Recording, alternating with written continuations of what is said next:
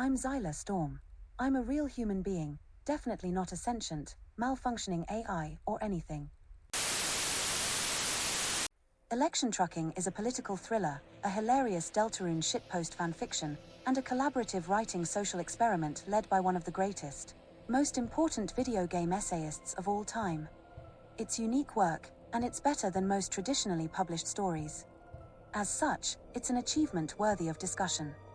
People have already spoken about the literary merits of fanfiction, and I'm glad they have, but most are playing too safe with the kinds of fanfiction they bring up. Stories that take themselves seriously are favored, as are stories that preserve the tone and themes of the original work. So, I don't want to rehash that conversation, I want to build upon it. To explore what fanfiction can accomplish when it breaks its most fundamental conventions. Most fanfiction is created privately by a single person. There are editors and beta readers, but the idea, the soul of the work, is one person's interpretation of another person's vision, only to be shared after completion. Plus, most fanfiction doesn't seek to emulate qualities found in, well, bad fanfiction. Although fanfiction isn't taken seriously by outsiders, many fanfiction authors sincerely strive for quality in a conventional sense, even if they miss the mark sometimes. I respect all of this. I really do. But for Election Trucking to exist, it had to be different. Election Trucking was written for a live audience. In part, it was also written by a live audience. The lead writer streamed himself writing, his chat gave him suggestions, and he jumped back and forth between reading and implementing feedback in real time. He's not the first to try this, but he's the first to see it through to the end. And there's a reason for that. Harnessing the chaotic energy of the internet and using it to write literature is exactly as tricky as it sounds. Some people genuinely tried to help him, but others spammed his chat with meme phrases, or just said whatever they thought was funny, even if it wouldn't fit the story. Regardless, he pressed on. He could tell when a comment was funnier than something he'd come up with himself, yet he also had the clarity of vision to reject most suggestions. However, he considered a wider range of seemingly bad ideas than you might think. See, the lead writer is someone who's consumed a lot of bad fanfiction. He's familiar with My Immortal, various pieces of Deltarune-related garbage, and the Earthbound Halloween hack. He doesn't enjoy these things mindlessly, though. He understands what qualities make certain works of bad fanfiction enjoyable, and intentionally emulated some of those qualities in Election Trucking. The thing is, he himself is excellent at writing, and has a strong grasp on Deltarune's characters. This leads to a bizarre situation where certain things associated with bad fanfiction, typos, randomness, humor, and general absurdity, are deliberately worked into a compelling narrative, with characters who have consistent personalities. So, some of the seemingly bad suggestions could be utilized in the story without breaking it. Now, how does all this function in practice? What is Election Trucking about, and why? Well, here's a summary. Before the events of the game, Asgore decides to run against Holiday for the position of mayor. However, he's not her only competition. Sans steps into the race at the behest of his new girlfriend, Toriel, even though he doesn't want to. Fanfiction shenanigans ensue. The story isn't told in chronological order. But the beat drops when Asgore gets a phone call from a mysterious entity that wants him to win, by summoning Spamtin from the Dark World to be his campaign manager. Earlier, Asgore went to City Hall to announce his candidacy, but Holiday tried to shut him down by questioning him about a serious issue, hoping to expose his ignorance and lack of qualifications. Specifically, she asks about his plans to handle the town's opium crisis. This scene is especially amusing, and it's here that Toriel nominates Sans to run for mayor against both Asgore and Holiday, so it's narratively relevant, too. As per Asgore's true nature, his initial platform isn't extreme at all. It has to do with community and funding the school system. All he really wants is to designate his flower shop as a heritage site, so he can fund it with tax money and give out flowers instead of having to sell them. However, for a greater chance at victory, Spamtin makes him change his platform to a vote against opium is a vote for freedom, and Asgore offers little resistance.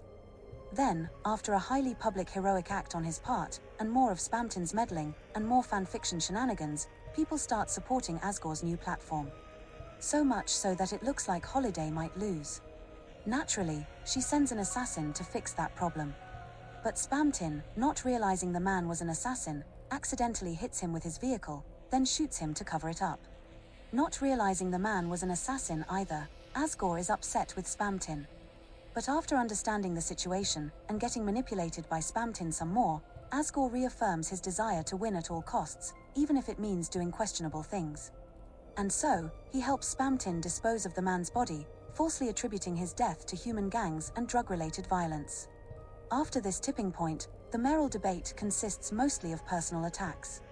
Neither Asgore nor Holiday seem like sensible people at this point, which presents an interesting situation for their children, Chris and Noelle. The two teens are fed up with their parents' behavior, so they decide to rig the election in favor of Sans.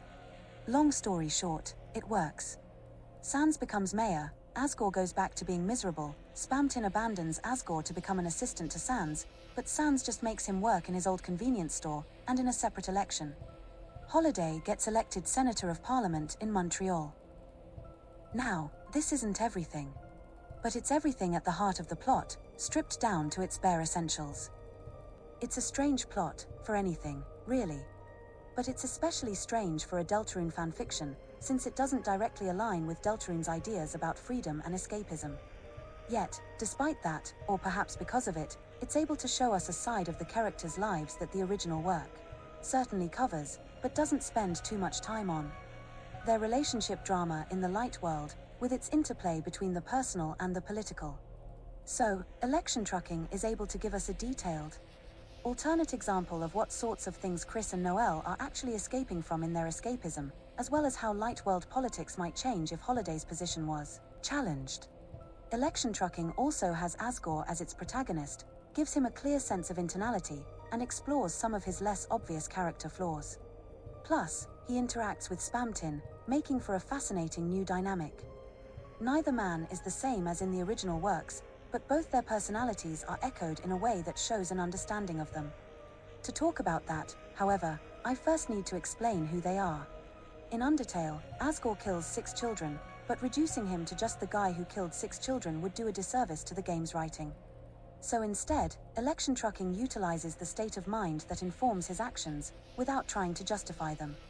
In a moment of anger, after losing both of his own children to human violence, Undertale's Asgore declares war on humanity, and immediately regrets it. He doesn't want to go back on his word, though, since the decision was tremendously popular with his subjects. He doesn't want to disappoint them. He wants them to have hope. Interestingly, he's mellow and unambitious by nature, rather than cruel or power-hungry. When it comes to actually enacting his new policies, he stalls. He doesn't just take the first human soul he can get his hands on, cross the barrier, kill 6 humans on the surface, and free monsterkind. Because, well, he doesn't want to kill anyone, so he waits, secretly hoping no more children fall. In fact, if his interactions with Frisk are anything to go by, he even waits for the children to be ready to challenge him, never initiating things himself. Spamtin, on the other hand, is definitely power-hungry, but in Deltarune, he's just a salesman. He's defined by his desperation, his dependence on mysterious phone calls to keep sales afloat, and his failure to gain true freedom. He's manipulative, but he's also bad at being manipulative, and yet, you'll probably find yourself going along with his plans anyways. This culminates in an entertaining fight, with a lot of very, very interesting foreshadowing and story implications that we're not talking about right now. Afterwards, he loses everything, and for the most part, the plot moves on as if he never existed. In fact, in most runs, you can skip large parts of his story without any effect on other characters' arcs. So, it isn't just tragic in a traditional sense, it's also tragic because of how small it is. He's not a hero from Greek myth or a fallen angel from Christianity. He's just a salesman, a terrible salesman, constrained by the rules of his world. These traits, as well as each character's awkwardness and general speech patterns, are intentionally altered to fit Elektiontruckung, but they're still recognizable. At the beginning of the story, Asgore is alone and impoverished, just as in Deltarune. And just as in Deltarune, we see how close his flower shop is to failing, and how miserable he is after his divorce with Toriel. His plan to save his shop with tax money isn't born out of any strong political beliefs, just financial desperation. Really, he doesn't have any strong political beliefs, and without Spamtin's help, he doesn't have any chance of winning, either. Here, Spamtin's more competent, with his manipulations tailored to Asgore's desires. For instance, When Spamtin goes behind his back to promise Undine a fourfold increase in the police budget, and Asgore confronts him, Spamtin says, "Look here, Mr. Barra Busbando. Undine joined our campaign because you adore, not her asshole. It takes hit the gritty to make it in this business. Are you going to rile up the whole town just to leave them hanged? They believe in you, big boy. Undine believes in you. Don't you wanna be a just wanted everyone to have hope? And it works like a charm." While most of the bracketed text here is just Spamtin's usual entertaining nonsense, and doesn't even appear to be referencing anything. The last set of brackets contains a quote from Undertale regarding Asgore's deeper motivations, drawing attention to certain parallels between the two situations. Just as Asgore doesn't want to let his subjects down in Undertale, he doesn't want to let his supporters down in Election Trucking. In both cases, even though he's in a position of power, he takes the path of least resistance, allowing himself to be dragged into something he doesn't believe in. And in both cases, he's so passive about it, whether that means waiting for children to fall, or not protesting when Spamtin changes his platform and demands his complete and utter submission. But there are differences, too. I'm not going to list all of them, but this is the most unsettling one I've found. While Undertale's Asgore knows he's a bad person, Election Trucking's Asgore tries to justify his policies to himself.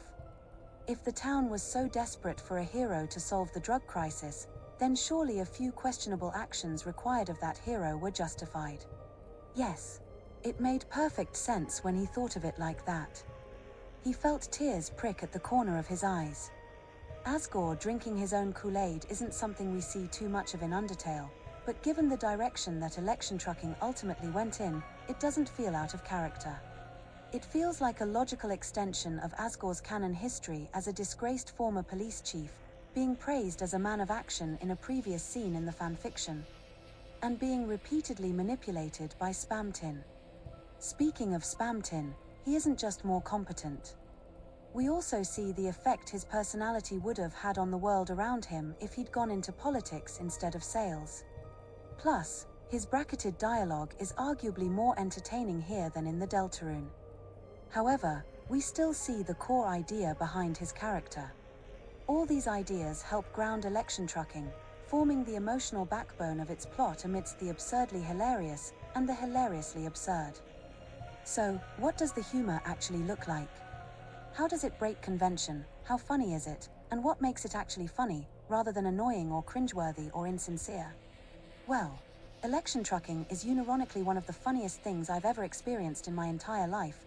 It even outclasses Undertale and Deltarune in some ways. While there's a lot going on with Election Trucking's humor, a few general categories crop up repeatedly. Typos, amusing phrases, uncomfortable character interactions, and references that not only work, but elevate what they're referencing. Plus, there's a surprisingly consistent philosophy that governs the way the humor is executed, and Election Trucking wouldn't be the same without it. It's almost impossible to explain in an abstract sense, though, so I'll need some individual examples. Firstly, Election Trucking's typos somehow make the work better. Now, in bad fanfiction, typos exist because the authors accidentally mistyped something, and forgot to edit their own work, or didn't know how to spell something, and couldn't be bothered to look it up. This can be funny, but mostly it's just annoying. Sometimes, it even impedes your understanding of the text. But every typo in Election Trucking was left there intentionally, and it shows. Asgore is misspelled Asgore, an awkward conversation is referred to as the conversatio. Spamtin, while frantically running from the cops, says time to skedaddle this popsicel stand, and so on. Most are funny in context, and none make the work more difficult to read. To achieve this, the lead writer had to be thorough about correcting unintentional typos, so the value of the intentional ones wouldn't be diluted. He also had to know what makes certain typos funnier than others, and figure out a good number to include, so they'd have the desired effect, without the bit overstaying its welcome. Plus, the underlying style of the work makes it a joy to experience. Like the rest of the lead writer's work, it's clearly worded, with varied sentence structures and elegant turns of phrase.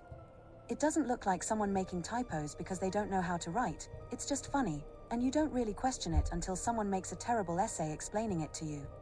It might seem odd to spend so much energy on a relatively minor, surface-level aspect of the work, but there's something similar going on with the other types of humor I mentioned. The amusing phrases, for instance, are also a simple yet effective way to add humor. Asgore didn't just raise his eyebrows, they slowly but adept performed a festive jig. Asgore didn't just turn around, his head whipped around so fast that one of his horns dented the wall. Spamtin didn't just save Asgore from the assassin, this crazy motherfucker just spared your depressing, unelected life. And of course, the cardboard cutout of Sans doesn't just die, it melodramatically breaks in two with a heart-rending snap, its batteries exploding and showering the crowd in a spray of ketchup. There goes the grub, it said, and was silent ever after. We never have an attempt at humor instead of a scene. Rather, something that's already happening is described in a humorous way, while still making sense for the characters and situation at hand. It doesn't waste your time, and it doesn't occur in every single line, either. There's a sense of timing and balance to it. Just like with the typos, the lead writer had to know how to implement these phrases into the work, and edit out any unintentional awkwardness, so the intentional stuff could be more effective. And just like with the typos, he had to know which phrases were funny enough to be worth including, and which phrases weren't that funny, or interfered with the writing's clarity. But where Election Trucking's humor truly shines is in those last two categories, its character interactions and references. Here, serious character flaws show up in silly situations. And forgettable lines from other media are reworked into something memorable, while terrible lines are vastly improved through recontextualization. For instance, in the scene where Spamtin runs over the assassin and then shoots him, the assassin is revealed to be the protagonist of the Halloween hack, which was also created by Toby Fox. By the way, now, this fits nicely with Election Trucking's plot and tone, and it's much funnier than just having it be some random human, but what truly elevates it is Spamtin's dialogue after the fact. Okay, maybe I introduced this pizza hair gentleman to my big shot. Maybe I did rip that little fucker's body in half. Maybe I did show his ass so far up his throat that when he craps, he'll sing fucking Beethoven. So what? Corpses don't file suit. That's politics. See, rip that little fucker's body in half. And shove his ass so far up his throat that when he craps, he'll sing fucking Beethoven are references to that original bad fanfiction. It's what Dr. Andernuts threatens to do to the protagonists, to Toby's edgy Earthbound OC, and it's hilarious. But here's the kicker, Toby wrote the whole thing unironically. Most of his fans don't acknowledge this, but before making Undertale, before that monumental achievement, Toby was a terrible writer. Not only did he write edgy teenage boy dialogue, he wrote it in such a way that clashed with the intended tone of his work, for a character whose anger we were supposed to take seriously. At what was supposed to be a climactic moment. And it wasn't just any edgy teenage boy dialogue.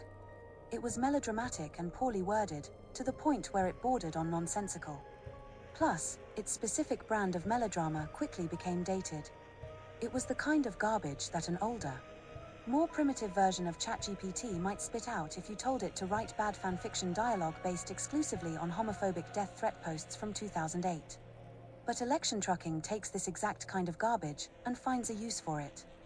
And in this case, that use was as something Spamtin would say after killing Toby's edgy Earthbound OC.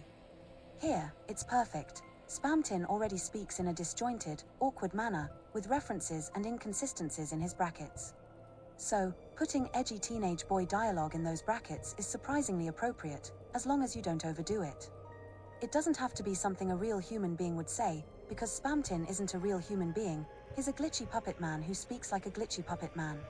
It's supposed to be funny and uncomfortable and whatever else the original bad fanfiction made you feel, so if we judge works of fanfiction by how well they accomplish their individual artistic goals, Election Trucking succeeds where the original fanfiction failed. Plus, when Spamtin kills Toby's edgy Earthbound OC, it's not meant to be sad or serious, and Spamtin isn't actually angry, he's quite casual about it.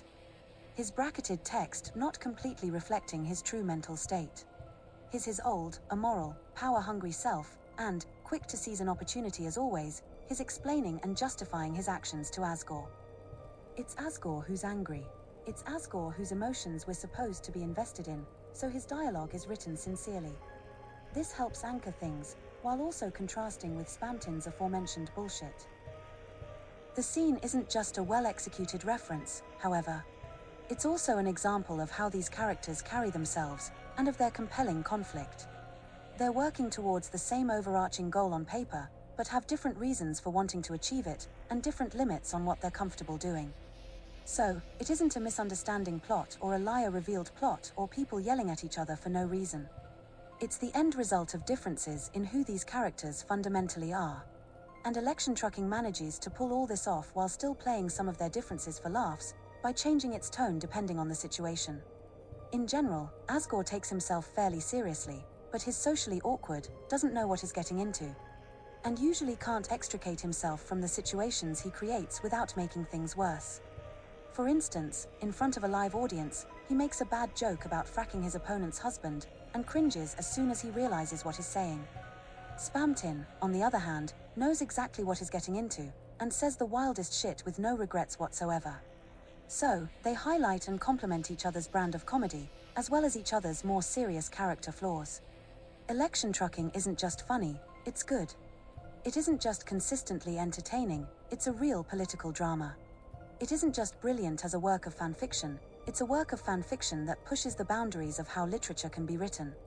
As time goes on, and fan communities continue to develop, hopefully we'll see more of this sort of thing. I don't mean more fanfiction written exactly like Election Trucking, but more fanfiction written in experimental ways. And more fanfiction that understands the original work, but leverage that knowledge for comedy unique to fanfiction, rather than simply being well written in an exclusively serious way. As of now, Election Trucking stands out as unusual due to its plot, its willingness to break convention, and its sheer writing quality, meriting not just recognition, but analysis, in the same sense as a traditionally published literary work. And if you've read this far, I'm certain I've convinced you of that.